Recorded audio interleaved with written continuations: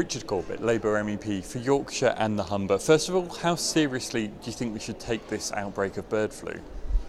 Well, I'm afraid, tragic as it is for the local producer, all these things have to be taken seriously to prevent what is already a tragedy becoming a catastrophe by spreading across the country or even beyond.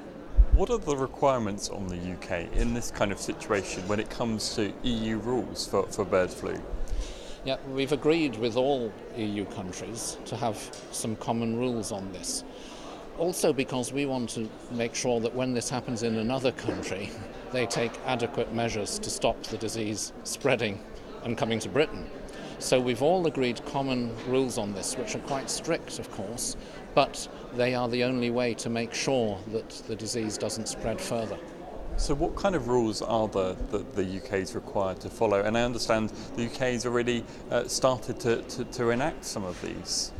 Yes, the DEFRA, the relevant UK department, acted very quickly on this, and there's no conflict or argument between the European Commission and the UK on this matter, and that's a good thing.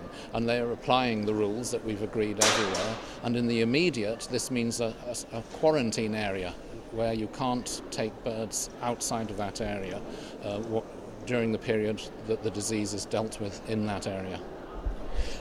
Given that there has been cases in Germany, in the Netherlands, and now of course in Yorkshire in the UK, do you see benefits of acting together in cases like this? Yes, I think we were very glad when a similar thing happened elsewhere, like the Netherlands, that they took action to stop it spreading and stop the disease coming to Britain or to other places. So having a common set of rules and guidelines on what to do and how speedily you should act is very important on these matters. The signs seem to be that this outbreak was caused by migratory wild birds, and apparently it's very easy for this flu to spread from bird to bird, and so we may well see other cases. Nonetheless, do you think these rules from Europe are valuable, worthwhile?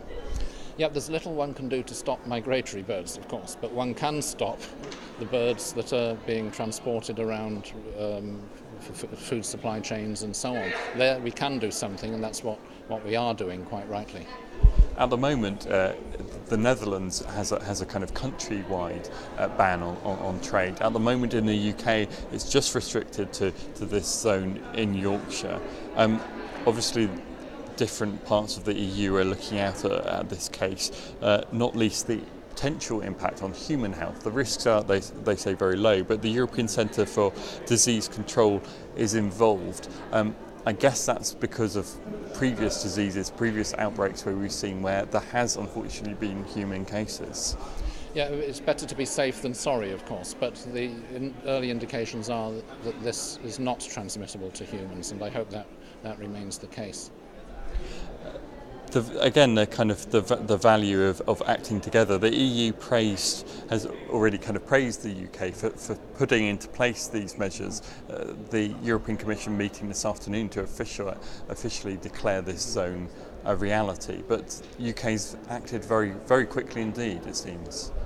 Yes, indeed, but this is one of the benefits of having agreed common procedures beforehand instead of arguing about it afterwards, where, putting out the fire when the house is burning. It's better to have your rules established beforehand, and that's happened in this case. We have commonly agreed rules across the whole of Europe, and Britain has applied them, and everybody is pleased with that, not least in Britain, but also across the continent and Ireland.